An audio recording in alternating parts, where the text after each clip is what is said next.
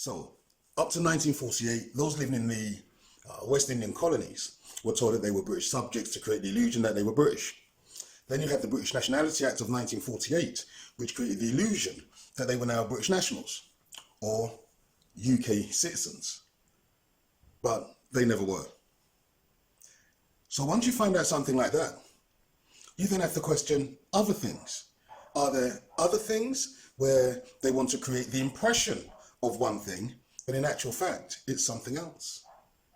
So someone said this once, it's not that I'm upset that you lied to me. It's now that I have to question everything you've ever told me. You see, the UK brought in the Commonwealth Immigrants Act, the West Indies Act, and the Jamaica Independence Act within 4 months in 1962.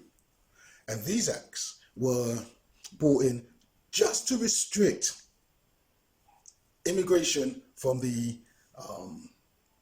West Indian colonies. In particular, it's not just me saying it.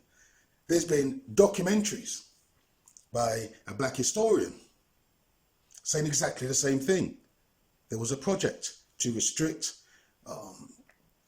melanated people from coming to settle into the UK. Okay, so that was the purpose of those 3 acts. But let me tell you what's odd about the Jamaica Independence Act. Jamaica has kept the exact same political, legal, and colonial structure that existed before their independence. Before the independence, there was a Governor General who is the monarch's representative in the colonies. So before independence, there were Governor Generals. After independence in 1962, there were still Governor Generals.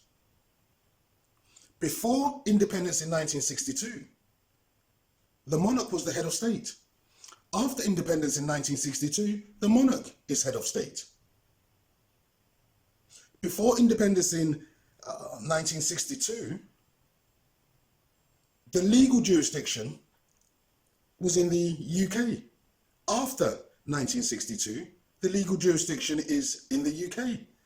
The Court of Appeal has legal jurisdiction as an appeal court across the West Indian Islands.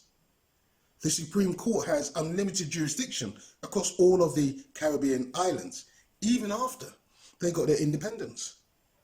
So, if you have independence, why keep exactly the same structure that existed before you got your independence? So if they have exactly the same head of state, exactly the same systems, political, legal, and otherwise, does that look like independence to you? Does it look like independence if you do exactly the same thing that you did before you got your independence?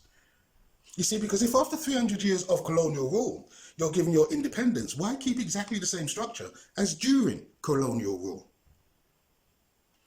If they were truly independent, wouldn't they let go of all of the colonial remnants? Let me try and put this into context, okay? Let's say you have a man and he's a bigamist and he's got multiple wives and his wives are divorcing him one by one. And then this man says to one of his wives, I'm going to divorce you. But after that divorce, he's still the head of the house. He can come and go as he pleases. She has to follow exactly the same rules that he imposed. She keeps his name and he dictates what she can and cannot do. Now, if that was a situation, would anyone consider that to be a divorce? No. It's an illusion of separation. Now, because everyone else, all the other wives are divorcing the bigamist husband, she may want to pretend that she's separated. And she wants everyone else to think that she's separated. And as long as no one knows that her independence isn't in fact independence, then both her and the husband can continue to deceive. They can continue to deceive as long as no one knows the true situation. So they must work together to continue the deception. The man pretends they're separated and the woman pretends she's got her independence. Do you follow me? It doesn't make any sense to be separated or independent and hold on to every single thing that existed prior to your independence. That doesn't make any sense. Well, not to me.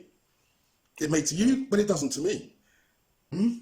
So what you have right across the West Indies is that all those countries who were given their independence, Antigua, Barbados, Grenada, St. Lucia, St. Vincent, Kitts and Nevis, they all kept exactly the same system of colonial rule that existed under colonial rule. The only two who were allowed to be truly independent were Guyana and Trinidad. They're both republics. But all the other West Indian colonies, they still have the monarch as the head of state. So all I'm asking you to do is think, how can you get independence and keep exactly the same system that you had before you got your independence? Does that look like independence? Is it independence? Or is it just the illusion of independence? Thank you for watching. Please share and subscribe. More videos coming soon.